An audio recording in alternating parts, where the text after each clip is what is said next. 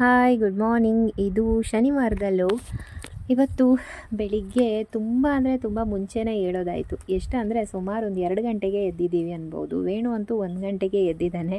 ಕಾರಣ ಏನಂದರೆ ನಮ್ಮ ರಾಮಂಗೆ ಹುಷಾರಿಲ್ಲ, ಫುಲ್ ವಾಮಿಟ್ ಸ್ಟಾರ್ಟ್ ಆಗಿತ್ತು. ರಾತ್ರಿಯೇ ವಾಂತಿ ಅರ್ಧರ್ಧ ತಾಸಿಗೂ ವಾಂತಿ ಮಾಡ್ಕೋತಾ ಇದ್ದ. ಹಾಗಾಗಿ ಇವತ್ತು ನಿದ್ದೆನೇ ಇಲ್ಲ. ಏನು ಫುಲ್ ಒಂದು 11 ಗಂಟೆಗೆ ಮಲಗಿರೋದು ನಾನು. ಆ್ಯಕ್ಚುಲಿ ಲೇಟ್ ಬೇರೆ ಆಗಿತ್ತು. ನೆಕ್ಸ್ಟ್ ಡೇಲಿ ಒಂದು 2 ಗಂಟೆ ಅಷ್ಟೊತ್ತಿಗೆ ಎಚ್ಚರ ಆಗಿದೆ ನನಗೆ. ಆಮೇಲೆ ನಿದ್ದೆನೇ ಬಂದಿಲ್ಲ. ರಾಮು ಪಾಪ ಪದೇ ಪದೇ ವಾಂತಿ ಮಾಡ್ಕೋತಾ ಇದ್ದ, ಹಾಗೆ ಎಚ್ಚರ ಕೂಡ ಇದ್ದ. ಆದರೂ ಕೂಡ 4 ಗಂಟೆಗೆ ಎದ್ದು ಸೀದಾ ಪೂಜೆಗೆ ಹೋದೆ. ಮಧ್ಯೆ ಅವನು ಸಮಾಧಾನ ಮಾಡ್ಕೋತಾನೆ ಇದ್ದೆ.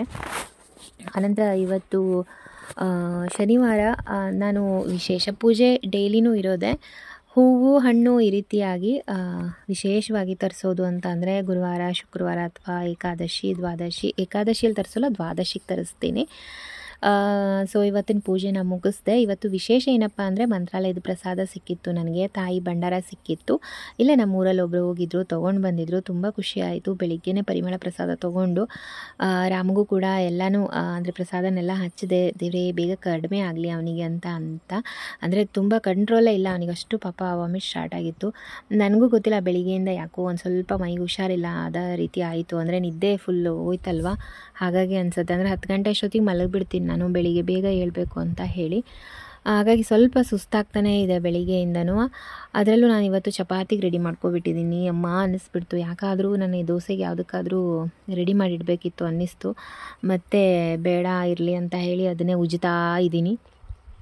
ಹಾಗೆ ಇವನು ಇವಾಗ ಹಾಸ್ಪಿಟ್ಲಿಗೆ ಬೇರೆ ಕರ್ಕೊಂಡು ಹೋಗಬೇಕು.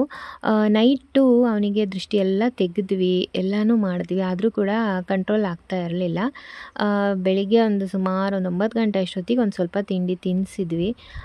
ಅದು ಒಂದು ಸ್ವಲ್ಪ ನಿಂತಿರೋದು. ಆಮೇಲೆ ನಾವು ಹಾಸ್ಪಿಟ್ಲಿಗೆ ಹೊರಟ್ವಿ. ನಾನು ಕೂಡ ತಿಂಡಿ ತಿಂದುಬಿಟ್ಟು ಬೇಗ ಅವನ್ನ ಎತ್ಕೊಂಡು ಹೋಗಿಬಿಟ್ಟೆ. ನಾನು ಹಾಸ್ಪಿಟ್ಲಿಗೆ ಕೂಡ ಕಾಲ್ ಮಾಡಿದ್ದೆ. ಸರಿ ಮುಂಚೆ ಬರ್ರಿ ಅಂತ ಅಂದಿದ್ರು ಅವರು.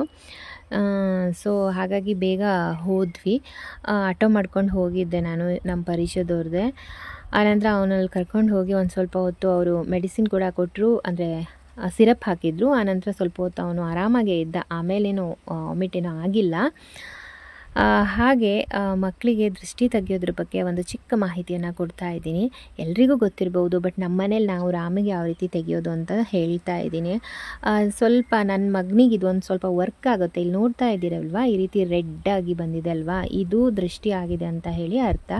ಯಾವ ಥರ ಪದ್ಧತಿ ಮಾಡ್ತೀವಿ ಅಂತ ಅಂದರೆ, ಒಂದು ಬಟ್ಲಿಗೆ ಅಂದರೆ ತಟ್ಟೆ ಅಂತೀವಿ ಅಥವಾ ಬಟ್ಲು ಅಂತೀವಿ, ಅದಕ್ಕೆ ಒಂದು ಸ್ವಲ್ಪ ನೀರು ಹಾಕಿಬಿಟ್ಟು ಅರಿಶಿನ ಹಾಕೋದು. ನಂತರ ಒಂದು ಚಿಪ್ಪು ಗರಟೆ ಅಂತೀವಲ್ವ, ಕಾಯಿ ತುರಿ ತೆಗೆದಾದ್ಮೇಲೆ ಆ ಗರಟೆನ ಗ್ಯಾಸಲ್ಲಿ ಸುಟ್ಕೋತೀವಿ, ಅದ್ರ ಕೆಂಡ ಮಾಡ್ಕೋತೀವಿ.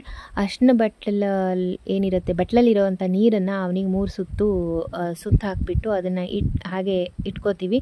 ನೆಕ್ಸ್ಟ್ ಈ ಚಿಪ್ಪೇನಿದೆ ಅಲ್ವಾ, ಅದನ್ನು ಕೂಡ ಹಾಗೆ 3 ಪಾಲು ಮಾಡಿಕೊಂಡು, ಅದು ಪೂರ್ತಿ ಕೆಂಡ ಆಗಬೇಕು. ಆನಂತರ 3 ಪಾಲು ಮಾಡಿಕೊಂಡು ಅವನಿಗೆ ಮತ್ತೆ ಸುತ್ತು ಹಾಕೋದು. 3 ಸುತ್ತು ಹಾಕಿಬಿಟ್ಟು ಅದರೊಳಗಡೆ ಹಾಕೋದು.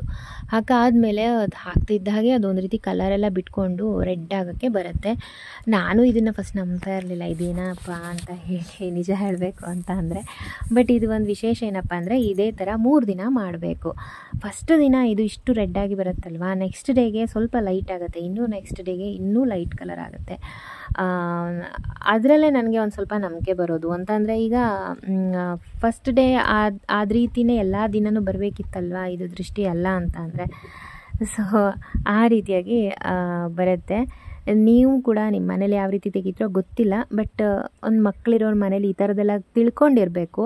ಹಾಗಾಗಿ ನಿಮಗೆ ಇದೊಂದು ಮಾಹಿತಿಯನ್ನು ಈ ವಿಡಿಯೋದಲ್ಲಿ ಕೊಟ್ಟಿದ್ದೀನಿ. ನೀವು ಕೂಡ ಬೇಕಿದ್ದರೆ ಟ್ರೈ ಮಾಡಿ ನೋಡಿ. ನನ್ನ ಮಗನಿಗೆ ಇದು ಒಂದು ಸ್ವಲ್ಪ ಯೂಸ್ ಆಗುತ್ತೆ.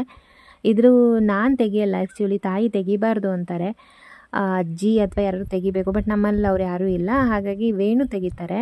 ಪ್ರತಿ ಸಲನೂ ಅವರೇ ತೆಗಿಯೋದು. ತಾಯಿ ದೃಷ್ಟಿ ತೆಗೆದ್ರೆ ಅದು ಆಗಲ್ಲ ಅಂತ ಹೇಳ್ತಾರಪ್ಪ ಹಿರಿಯರು. ಸೊ ನನ್ನ ಕೈಯಿಂದ ತೆಗಿಸಲ್ಲ. ನಿಮ್ಮ ಮನೇಲಿ ಅಂದರೆ ಯಾರೂ ಇಲ್ಲ ಅಂತ ಅಂದರೆ, ನಿಮ್ಮ ಮನೆಯವ್ರು ಯಾರಿದ್ದಾರೆ, ಯಜಮಾನರು ಅಥವಾ ಬೇರೆ ಯಾರಾದರೂ ಇದ್ದರೆ ತೆಗಿಸಿ. ಬಟ್ ಮಕ್ಳ ಕೈಯಲ್ಲಿ ತೆಗಿಸ್ಬೇಡಿ. ಅಂದರೆ ನಿಮ್ಗೆ ಇನ್ನೊಂದು ಪಾಪು ಇತ್ತು ಅಥವಾ ಇನ್ನೊಂದು ಮಗು ಇತ್ತು ಅಂದರೆ ಅವ್ರ ಕೈಲಿ ತೆಗಿಸ್ಬೇಡಿ. ಓಕೆನಾ? ಓಕೆ, ಹಾಗಾದರೆ ಇವತ್ತಿನ ಲೋಗ್ ಎಂಡ್ ಮಾಡ್ತಾ ಇದ್ದೀನಿ. ಇನ್ನೂ ತುಂಬ ಕೆಲಸಗಳಿದ್ದಾವೆ. ಬಾಯ್, ಮತ್ತೊಂದು ಲೋಗಲ್ಲಿ ಸಿಗೋಣ.